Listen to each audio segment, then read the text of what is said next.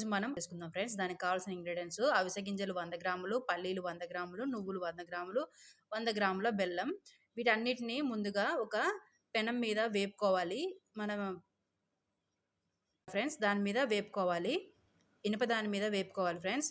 గింజల్ని వేపేస్తున్నా ఫ్రెండ్స్. ముందుగా అదే వేపుకోవాలి, ఎందుకంటే అవిసె గింజలు ఫ్లేవర్ బాగుంటుంది.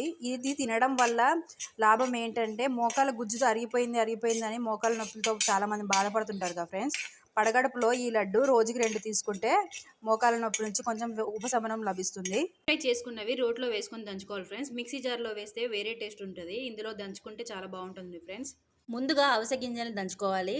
అవిసె గింజలు అయిపోయాక నువ్వులు వేసేసుకోవాలి ఫ్రెండ్స్. పల్లీలు పొట్టు తీయకుండానే దంచుకోవాలి ఫ్రెండ్స్. ఈ మూడింటి కాంబినేషన్లో ఒకసారి ప్రిపేర్ చేసుకొని తింటే హెల్త్కి ఎంతో బెనిఫిట్ని ఇస్తుంది ఫ్రెండ్స్. మూడు పొడులు అయిపోయాక అప్పుడు బెల్లం వేసుకోవాలి.